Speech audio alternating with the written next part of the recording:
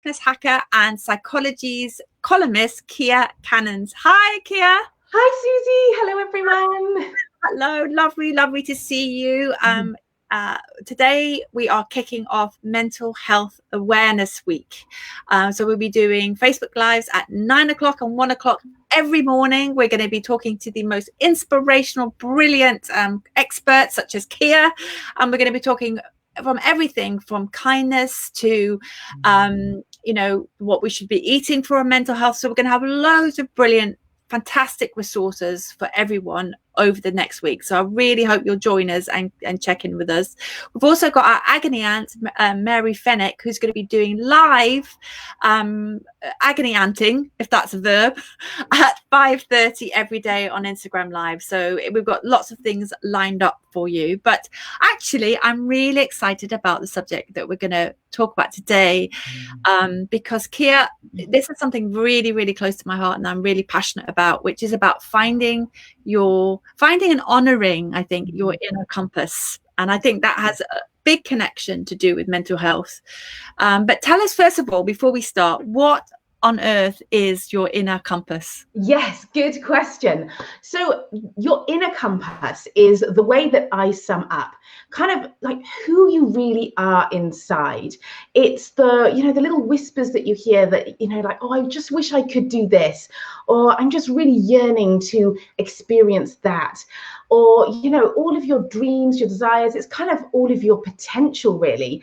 And I just feel that a lot of us, and I was one for many, many years, are leading a life of quiet desperation because we're squashing down our inner compass. We're not listening to those yearnings, because yearnings and dreams and desires rarely make any sense. Our logical brain will say, I don't have time for that. That will never work.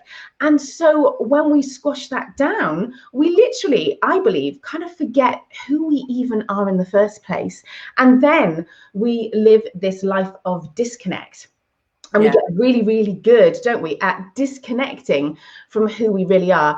And I think that, I know for myself, it massively affected my mental health, just showing up every day, kind of trying to solve what I think call sort of the wrong problem.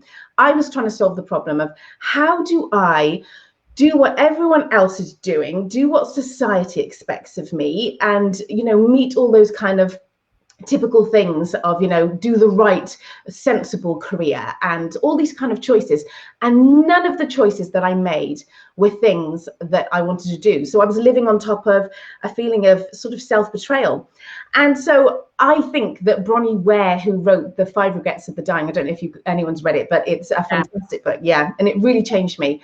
And I think, it's really sort of all summed up with the number one regret of the dying. And I've got it written down because I always get the words a bit wrong, which is, I wish I had the courage to live a life true to myself, not the life that others expected of me. And honestly, it makes me cry when I hear that, Yeah, it really does. But I think there's a really important word there, and that's courage. Yes. Because I think it's almost yes. Of course, we want to live in alignment with our inner compass, but what stops us, what gets in the way? So normally that's fear. So what advice have you got for us about how to start going down that pathway? Because I mean, just that thing of when I was living kind of a normal life in Yorkshire, in a near Armley jail, selling advertising space for a newspaper, in my early 20s. And it was just that thing of, I really wanted to be a writer. I really, really wanted to be a writer. But it was that thing of, I can't do it. And so I did, the nearest thing was sell advertising space in a newspaper. And then I thought, so I didn't know what to do. So I took 2 weeks holiday, and then I went to do 2 weeks work experience, unpaid, at the Yorkshire Evening Post. And then just to see if I really wanted, if journalism was a thing. And I did it, and I was really good. And I got about three pieces published. And I was like, oh my God, this is it. I love it. And so I just literally went back and resigned from my job, which perhaps wasn't the best idea because I didn't have any money. But then I went on to train to be a journalist and made it work and stuff. But it was one of the best leaps that I ever made, because it got back on track.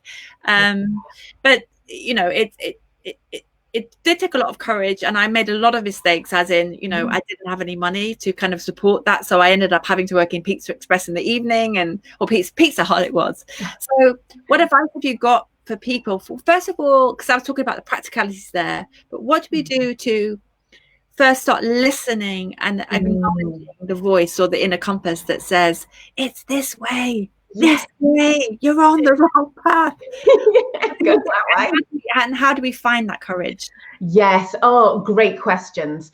I really think that it begins with first acknowledging, I think I'm trying to solve the wrong problem, and begin to think, I mean, I just love this. Some quote somewhere mentioned that when people used to turn up at, I think, some Roman city, they used to hear the guards say, who are you? Why are you here? And what's your intention? And and this person said, isn't that a great analogy for life? And I think, yes, the moment that I started to go, oh my goodness, you know, let me just take a moment and look around at this sort of this, I'm a human being in a body. I'm on planet Earth. Like, who am I? Why am I here? And, you know, what do I want to do whilst I'm here? You know, and just really start to get, you know, asking those big questions. And then the next step is to learn to love yourself. And, you know, when I was first told this, I was like, what? That's not the problem I'm here to solve. You know what? I'm not interested in that. I don't even like the sound of that. That sounds icky. But when I got this piece, and when you learn to actually love yourself, what you find is that you make phenomenally different decisions in your life, and you make decisions that support you. So you will support yourself on a practical level, but also whilst honoring what you're starting to feel in here.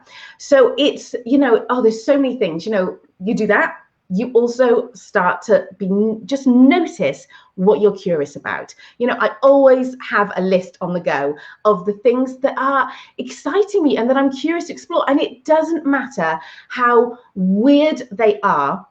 In fact, I would say the weird ones that you're sort of trying to repel the most are usually the ones that are full of gold, that will connect you to something completely different. So, oh, sorry, I've got the cat jumping on my table. Pancake. Oh my goodness. Hello. I live in love. Hello. Who's this? Hello. Pancake. Oh, he wants to go down. Pancake, the fluffy cat. But as soon as he can get on my table and knock everything off, he will. I'd lock the children out. You've done this, haven't you? So, I mean, you were talking there about self-love, and you were talking about curiosity. I mean, this has been your journey. So just give it, I know you've got a big story, but tell us a little bit about how you got here in terms of being, you're an artist now, you're a Psychologies columnist now. How did you get here? But what whispers did you follow? Yeah, that's such a great question, because people can see themselves in other people's journeys. So I was working, I don't know how long in the end, maybe 7 or 8 years in the public sector as a personal assistant. And it was all attention to detail, long hours in a very dull office, like completely different to what I do now and the environment that I'm in. And I spent that entire time saying, I've come out of university with a degree that I don't want to use, and I don't know what to do with my life. The turning point for me was many, many years later, when my youngest son was about to go to school, to preschool, and I saw an advert that I was curious about, and it was for a messy drawing class. And deep inside, I'd always wanted to do something creative, and people will see themselves in this story, I'm sure. I was told at school, when we got to choose our GCSEs, that when I put down art as one of my choices for my GCSEs, I was told by the art teacher, you can't draw, so it's a no, you've got to choose again. And I felt so much shame in that moment, an embarrassment that I had been told I wasn't good enough by somebody that I considered to be the authority, that I told myself a story that for the rest of my life, I would never experience that again, and I wouldn't do something creative because I'm not good enough. And I saw this advert, and of course my old story came up of, well, that's not for you.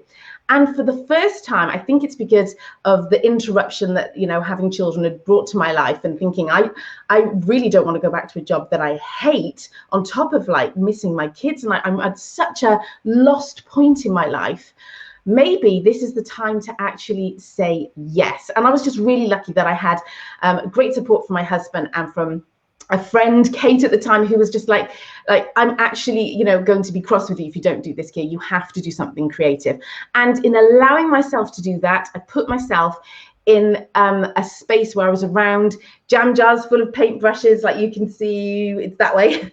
And, you know, they had always, at school, at this school that I wasn't allowed to do art, I'd seen them up on the windowsill and used to walk past them every day.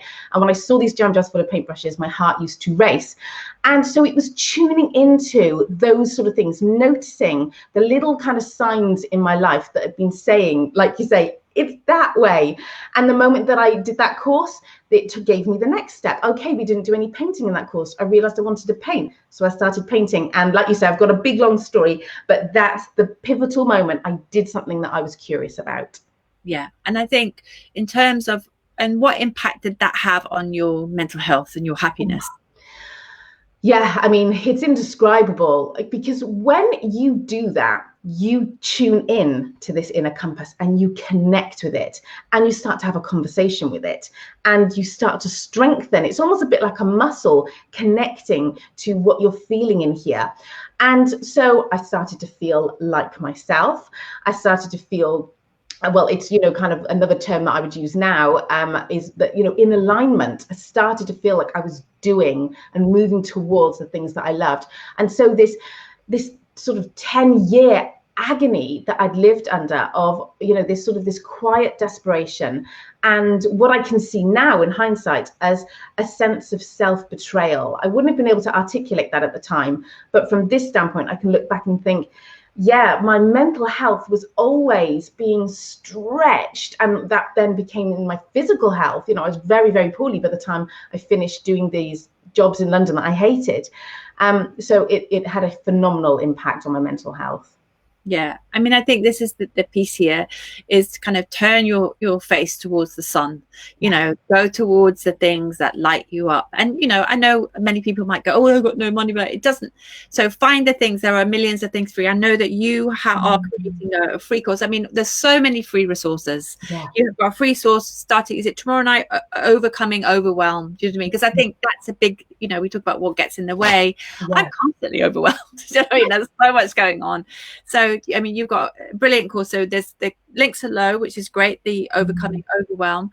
But I think a lot of people, Kia, in this period of time in lockdown, we've kind of come to this place of, I know a lot of my friends are sort of saying, you know, I don't want to go back. I don't want to go back to the old life that I led, the life of quiet desperation, of commuting 4 hours a day, of working in an office without a window, not seeing my children, not being able to, you know, being so busy that I don't have time to eat lunch. I don't want that anymore. And then it's like, and they say, but I don't know what I do want. So I think what you're offering here, or what you're talking about, is this thing of figuring out what you do want. And it is about, hopefully, that we've managed to get, I know our beautiful workers out there are not having a lot of time and space, but for many of us, we have had some time and space to think about, well, what does make me happy in those quiet moments that we've had over the last couple of months. And it's an opportunity to get curious and to listen. So I would encourage all the people listening to this, in terms of yours, you know, your mental health. One is, you know, sign up to Kia's free course, Overcoming Overwhelm. Start there. That would be a great place to start. But also just to start listening to, you know, that curiosity, that I call it the heart leap. When you get a heart leap and you go towards that, and just play with it. Start playing with it. You know, don't make it so serious, and see what happens, really. Just before we go, Kia, the theme this month for mental health awareness is all about kindness. Yes.